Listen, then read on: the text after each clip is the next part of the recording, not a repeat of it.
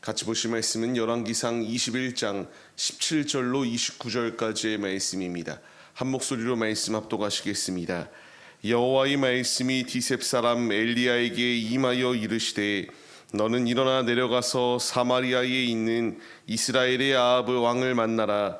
그가 나봇의 포도원을 차지하러 그리로 내려갔나니 너는 그에게 말하여 이르기를 여호와의 말씀이 내가 죽이고 또 빼앗았느냐 하셨다 하고 또 그에게 이르기를 여호와의 말씀이 개들이 나봇의 피를 핥는 곳에서 개들이 내 피 곧 내 몸의 피도 핥으리라 하였다 하라.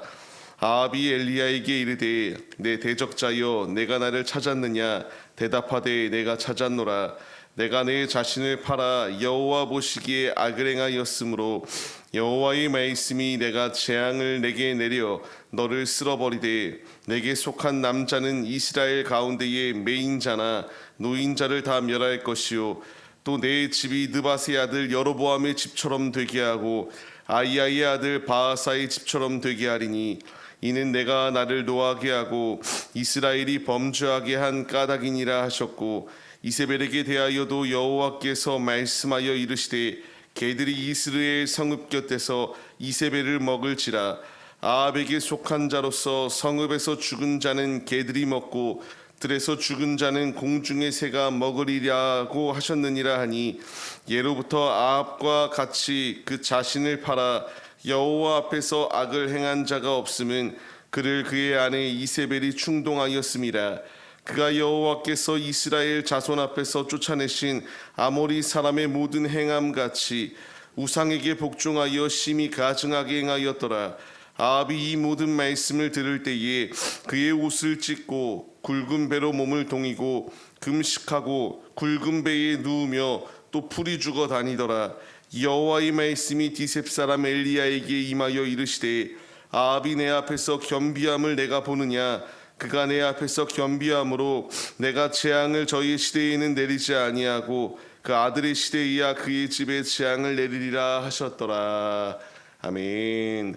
할렐루야. 예배의 자리 가운데 모이신 성도님들 주님의 이름으로 환영하고 축복합니다. 같이 나눌 말씀의 제목은 회개할 때 기회가 주어집니다라는 말씀의 제목 가운데에서 은혜를 나누도록 하겠습니다. 아합 왕은 회개라는 것을 모르던 자였습니다. 엘리야 선지자를 통하여 하나님의 말씀이 전하여졌고 기근의 때 가운데에 구원을 받았으며 그 가운데서 또 악한 아람 왕으로부터 진멸당할 위기 가운데서 하나님이 그의 인생과 이스라엘을 구원하여 주셨음에도 불구하고 끊임없이 악한 죄악만을 회개가 아니라 더욱더 죄를 먹고 마시기에 앞장섰던 왕이 아합 왕이었습니다. 이 아합 왕의 모습 가운데서 어제 말씀을 나눴던 것처럼 나봇의 포도원을 뺏기 위하여 그의 아내 이세벨이 더욱더 악랄하게 행동을 하여 나봇을 죽이는 데에 앞장섰고 이제 드디어 자신이 원하였던 포도원을 차지하게 될 상황이 주어지는 가운데에 하나님께서 엘리야를 통하여 아합과 이제 이세벨 가운데에 최악의 저주가 임할 것이다라는 것을 말씀하시는 것이 오늘의 내용입니다. 말씀을 보시게 되면은 이제 당신이 이와 같이 살인을 범하는 죄를 범하고 그것으로 끝이 아니라 빼앗았던 너의 모습, 개들이 내 피, 곧 몸의 피도 핥으리라라고 말하며 너는 이제 저주스러운 죽음을 맞이할 것이다라는 것을 말씀하세요. 당시의 왕이나 이런 왕후들이 땅에 매장되는 것이 풍습이었습니다. 그런데 개들이 핥아버린다라고 하는 것은 그들에게는 불명예스러운 상황입니다. 땅에 매장되지도 못하고 그들의 시체가 그냥 덩그러니 놓여 있게 되고 그 가운데에서 이렇게 동물들에게 먹힌다라고 하는 것은 저주스러운 불명예스러운 죽음이 그들의 죽음이었습니다. 하나님은 엘리야를 통하여 이제 순종하지 아니하는 너희에게는 이와 같은 심판이 임할 것이다라는 것을 분명히 말씀하세요. 우리는 이 시편 1편 1절로 2절까지의 말씀을 기억해야 됩니다. 복 있는 사람, 하나님의 자녀들은 악한 자리 가운데 거하는 것이 하나님의 자녀들이 아닙니다. 하나님이 원하시는 뜻은 악인들의 꾀를 따르지 아니하고 죄인들의 길에 서지 아니하며 오만한 자리에 앉지 아니하고 오직 하나님의 말씀을 지켜나가 묵상하며 주님의 뜻을 이루어 나가는 것을 원하시는 것이 우리 아버지의 뜻입니다. 아합과 북이스라엘이 이와 같은 길을 걸어가기를 원하셨지만 그들은 끊임없이 여로보암의 길 가운데에 무너지고 있었던 것이 그들의 모습입니다. 이제 이 말씀을 우리에게 적용해야 됩니다. 복 있는 사람은 죄악과 겸하여 삶을 사는 것이 아니라 하나님만을 의지하는 것이 진정한 하나님의 자녀들이요 복 있는 자라고 말씀하십니다. 우리가 이 아합의 모습과 같이 죄악된 자리 가운데 놓여 있는 것이 아니라 이제 우리가 주의 말씀에 반응하여서 주님이 나에게 원하시는 뜻대로 생명의 자리 가운데 거하여 하나님의 말씀을 지키고 하나님의 말씀을 나의 마음에 새기며 주님이 원하시는 뜻대로 삶을 살아가 복 있는 자녀로서 하나님의 충만한 축복을 누리시는 자들의 모습이 바로 우리의 모습이 되시기를 소망합니다. 그러나 아합은 그 길을 걸어가지 아니하였고 하나님이 계속하여 심판을 그들에게 내려버릴 것을 명령하시고 있습니다. 너를 쓸어버릴 것이다. 너희에게 속한 모든 남자는 다 멸할 것이다.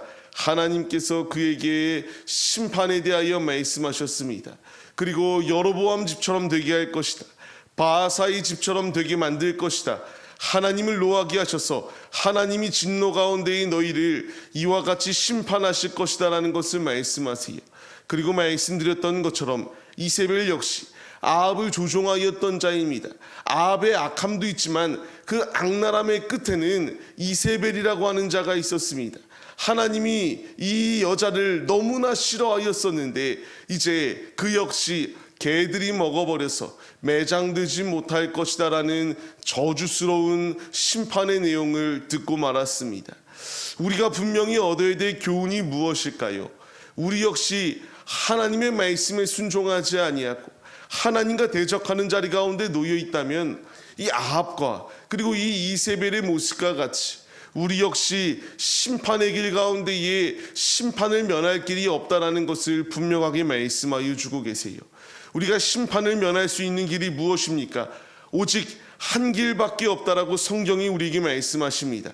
예수 그리스도를 의지하여 자복함으로 나의 죄를 시인하며 주님께 온전히 우리의 삶을 맡겨드릴 때에 예수 그리스도를 믿는 믿음 안에서 자유할 수 있고 승리할 수 있다라고 분명히 말씀하여 주시고 있습니다.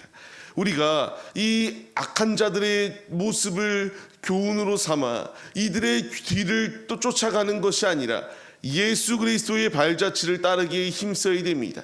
주님이 우리에게 주신 길은 이런 사망의 길이 아니요 생명의 길, 우리의 십자가를 짊어지고 주님이 우리에게 예비하여 주신 천국을 향하여 힘차게 나아갈 것을 우리에게 명령하십니다.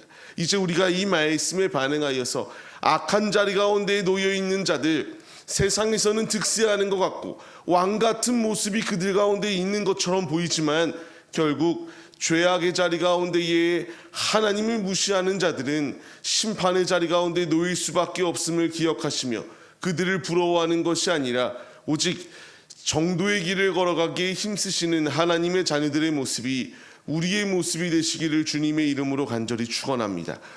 여태껏 바뀌지 아니하였던 아합이 갑작스럽게 심경의 변화가 임하기 시작합니다. 아합이 이 모든 말을 들었을 때에 27절 말씀과 같이 회개하기 시작하였습니다. 하나님 앞에서 자신의 죄를 회개하기 시작해요. 회개하기 시작할 때에 29절 말씀을 보게 되면은 하나님께서 그의 회개를 들으시고 그 재앙을 그의 시대에 내리지 아니하고 아들의 시대 가운데 더하겠다라고 이렇게 말씀하세요. 여기서 말씀하시는 것이 무엇이냐? 회개할 때에 아무리 악한 악인이라 할지라도 하나님께서 긍휼히 여기시고 죄사함의 은혜를 더하여 주셨다. 우리에게 필요한 건 역시 하나님 앞에 목이 곧은 채로 있는 것이 아니라 하나님 앞에 죄를 회개하고 매 순간순간마다 우리의 연약한 부분들을 도려내고 그 부분을 예수로 채워나가야 된다는 것을 우리에게 분명하게 말씀하여 주고 계십니다. 인간은 불완전합니다. 우리 누구나 죄 앞에서 속수무책으로 무너질 수밖에 없는 연약한 자들입니다. 그러나 예수 그리스도 안에 이길 수 있고 내가 죄를 지었을 때에 그것을 숨긴다고 죄가 사라지는 것이 아니라 아버지 앞에 회개하고 아버지 앞에 돌이킬 때에 주님 안에서 죄 사함의 은혜가 임하게 됨을 우리가 잊지 마시기 바랍니다. 아합의 겸비함을 보았느냐고 말씀하시는 주님, 우리가 회개할 때에 주님께서 그 기도를 들으시고 우리에게 긍휼을 더하여 주십니다. 악인조차도 이와 같이 하나님 앞에 회개할 때에 그 기도를 들으셔서 그의 생명의 자리 가운데에 재앙의 때를 면하여 주시고 밀어주셨다면 하나님의 자녀들이 하나님 앞에 잡아가며 기도할 때에 주님이 들어주시는 것은 지극히 당연한 것 아닐까요? 우리에게 필요한 것은 목이 곧은 자리 가운데 놓여 있는 것이 아니라 하나님 안에 회개하고 하나님 안에 간절히 우리의 모든 더러운 멍에들을 내려놓을 때에 아버지 안에서의 살 수 있는 기회가 열린다는 사실을 잊지 마시기 바랍니다. 오늘의 이 자리가 바로 아버지 앞에 회개하는 자리요, 아버지께 간절히 간구하여 우리의 모든 더러운 속박 가운데서 자유함을 누릴 수 있는 자리 가운데에 우리가 놓였습니다. 예수의 이름으로 기도할 때에, 예수의 그 보혈의 피를 의지하여 간절히 기도할 때에 주님 안에 사함의 은혜가 있음을 잊지 마시고 예수 그리스도를 말미암지 않고는 아버지께로 나올 자가 없다라고 말씀하시는 주님의 음성에 우리가 반응하였어. 이 아합도 회개할 때에 긍휼히 여김을 받았다. 이제 우리 역시 간절히 주님께 기도하여 주님의 긍휼을 받고 주님의 은혜를 받으며 주님 안에 살 수 있는 기회를 부여받아 영원한 천국 가운데 거하는 천국의 시민들의 모습이 바로 우리 모두의 모습이 되시기를 주님의 이름으로 간절히 축원합니다.